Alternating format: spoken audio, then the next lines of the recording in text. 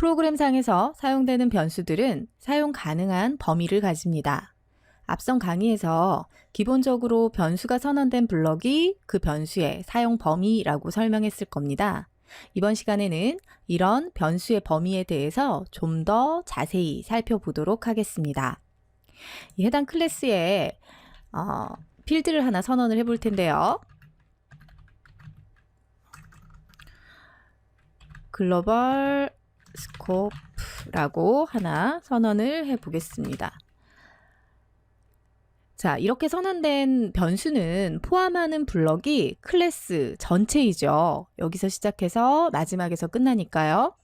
그렇다면 이 글로벌 스코프라는 변수는 이 클래스 전체가 사용 범위라고 할 수 있습니다.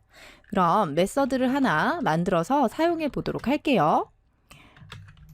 스코프 테스트라고 메서드를 하나 만들고 이 메서드의 매개 변수로 int 타입의 value를 하나 선언해 보겠습니다. 그리고 이 메서드에도 변수를 하나 선언을 해 보도록 할게요. 자, 이렇게 선언을 해 봤을 때 이 메서드에서 어떤 변수까지 사용이 가능한지를 한번 테스트 해볼 텐데요.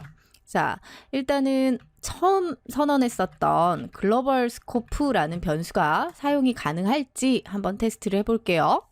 자, 사용하겠다라고 글로벌 테스트를 썼는데 어떤 오류도 발생시키지 않는 것을 확인할 수 있죠. 그렇다는 것은 이 글로벌 스코프라는 변수를 스코프 테스트라는 메서드 내에서 사용할 수 있다라고 보시면 되겠고요.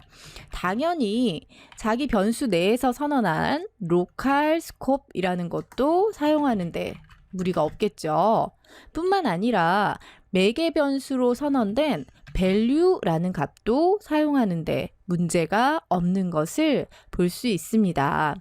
이 매개 변수로 선언된 value는 블럭 바깥쪽에 존재하기는 하지만 메서드 선언부에 존재하므로 사용 범위는 해당 메서드 블럭 내라고 보시면 될 것 같습니다.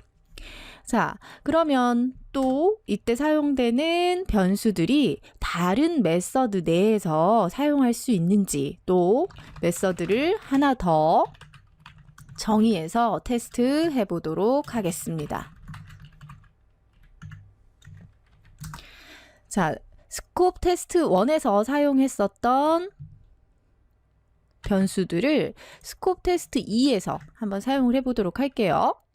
글로벌 테스트는 무리 없이 사용이 될 수 있는데 로컬 스코프이라든가 value라는 변수는 사용할 수 없게 컴파일 에러가 발생하는 것을 볼 수 있죠. 이것이 범위입니다. 이 변수를 선언한 블럭에 포함되어 있지 않기 때문에 스코프 테스트 2에서는 사용할 수 없는 거죠. 사용할 수 없을 거고요. 물론 여기에서는 이때 매개 변수로 선언한 value2는 사용이 가능할 겁니다. 그렇다면 메인 메서드 안에서 우리가 이 변수들을 한번 사용해 보도록 할까요? 자, 이렇게 실행해 보시면 분명히 클래스 내에 있는데도 불구하고 글로벌 스코프부터 에러를 발생시키는 것을 볼 수 있습니다. 분명히 해당 클래스 내에 있으면 사용할 수 있다고 했는데 뭐지? 이런 느낌이 드시죠? 이렇게 되는 데의 비밀은 static이라고 하는 키워드에 있습니다. 클래스는 붕어빵의 틀이라고 했던 거 기억하시나요? 모든 클래스는 인스턴스화 하지 않은 채로 사용될 수는 없습니다. 우리가 붕어빵 틀이 붕어빵은 아닌 거와 같은 이치입니다. 메인 메서드에는 static이라는 키워드가 붙어 있는데요. 지금까지 클래스를 정의하고 해당 클래스를 new 하지 않았음에도 메인 메서드가 실행되었던 비밀입니다. static이라는 키워드를 붙여주면 클래스가 인스턴스화 되지 않아도 스태틱한 메서드나 스태틱한 필드는 사용할 수 있습니다. 이렇게 스태틱한 메서드는 객체를 생성하지 않아도 사용할 수 있기 때문에 스태틱한 메서드 내에서 스태틱하지 않은 필드는 사용할 수 없습니다. 스태틱한 메서드가 사용하는 시점에 해당 클래스가 인스턴스화 되지 않았을 수도 있기 때문입니다. 그럼 스태틱한 필드를 하나 선언해 보도록 하겠습니다. 스태틱한 필드는요, 스태틱이라는 키워드를 이용해서 변수를 선언하시면 되는데 변수 선언하는 방법은 다 똑같습니다. 자, 이렇게 하나 선언해 보시고요. 그런 다음에 스태틱한 메서드인 메인 메서드에서 그 선언한 필드를 한번 사용해 보도록 할게요.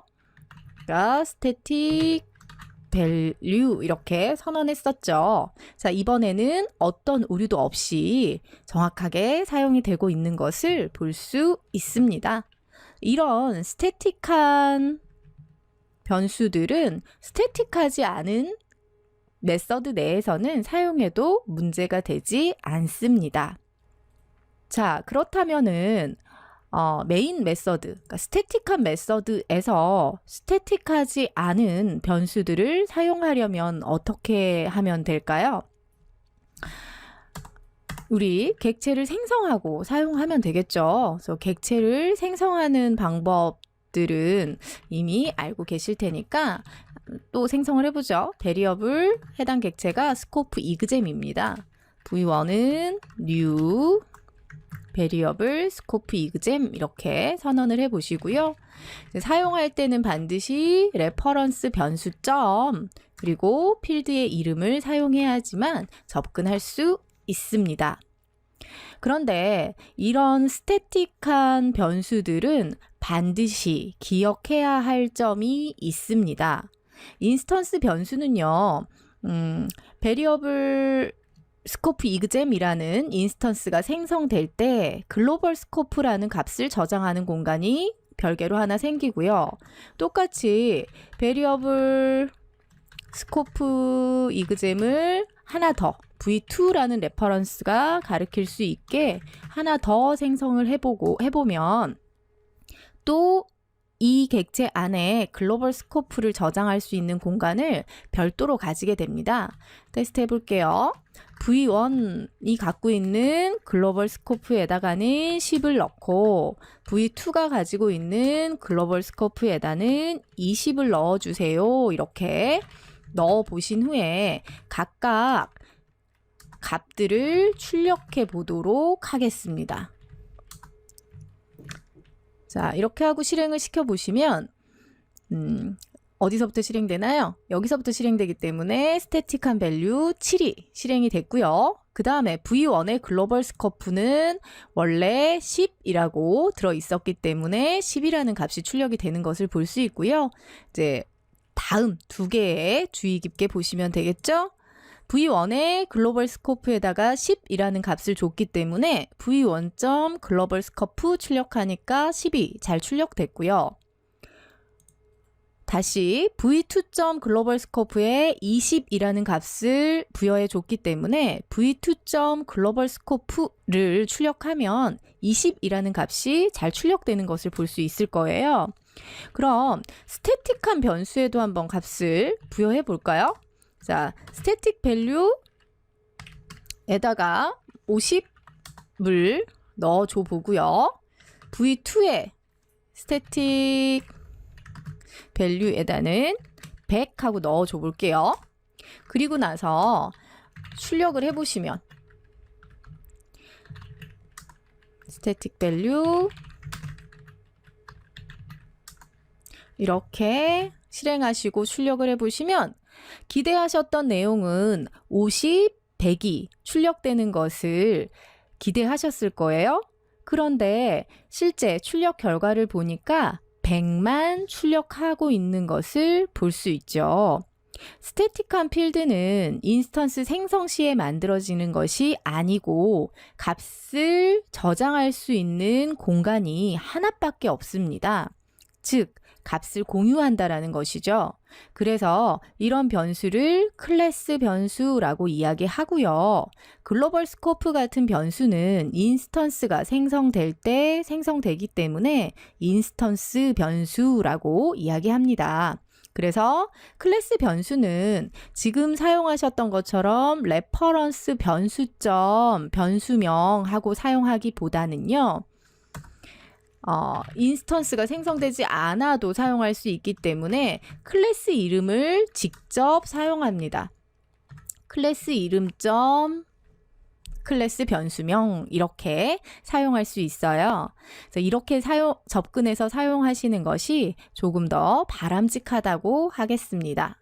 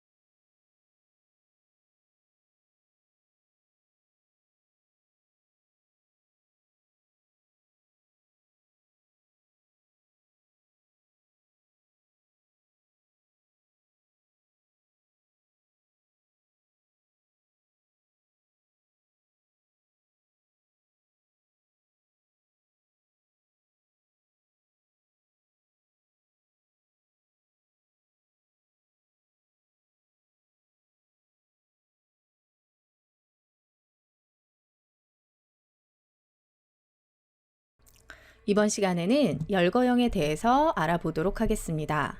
자바는 열거 타입을 이용하여 변수를 선언할 때 변수 타입으로 사용할 수 있습니다.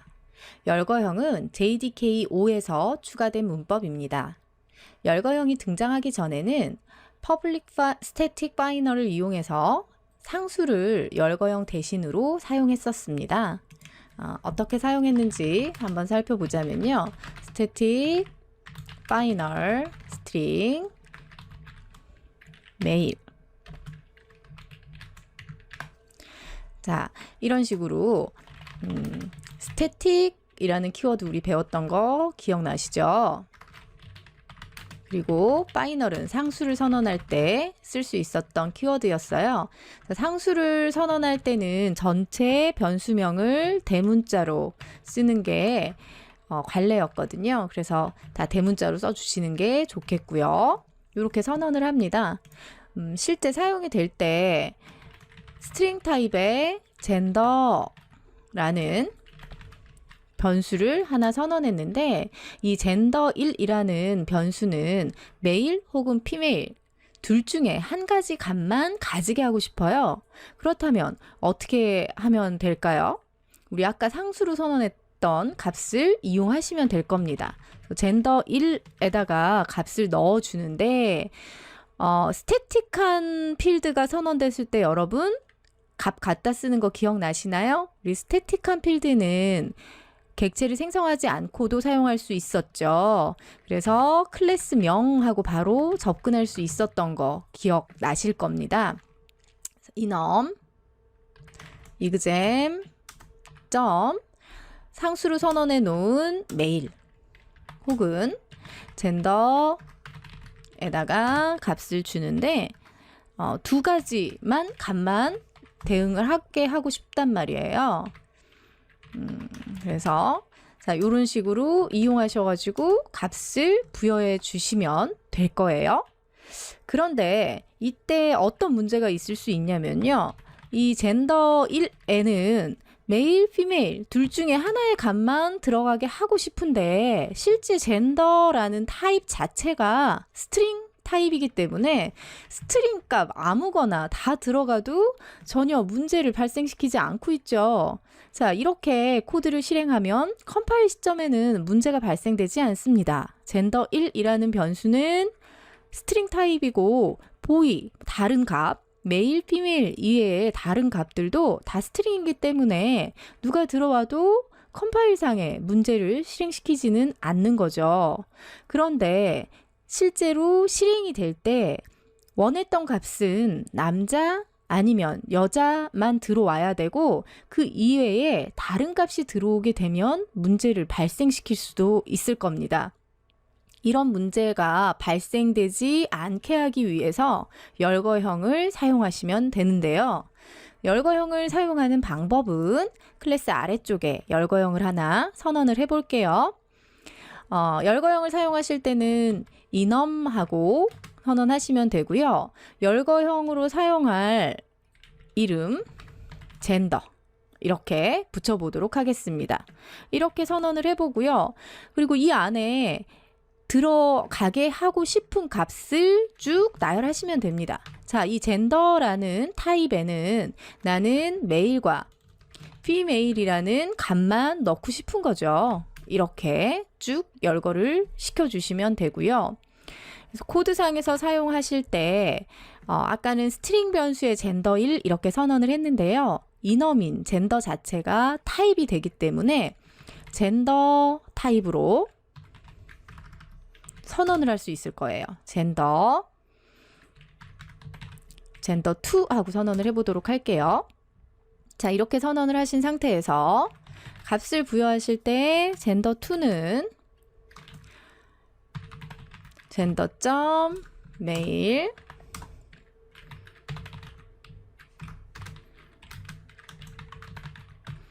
비메일 이런 값만 들어갈 수 있겠죠. 아까처럼 전혀 다른 값인 뭐 보이 같은 거 한번 넣어보려고 한다면 컴파일 시부터 에러를 발생시키고 있는 것을 볼 수 있을 겁니다. 젠더 타입의 변수에는 이렇듯 메일과 피메일만 대입이 가능하고요. 다른 값은 저장할 수 없습니다. 말 그대로 특정 값만 가져다 사용해야 한다면 열거형을 사용하시는 것이 좋습니다.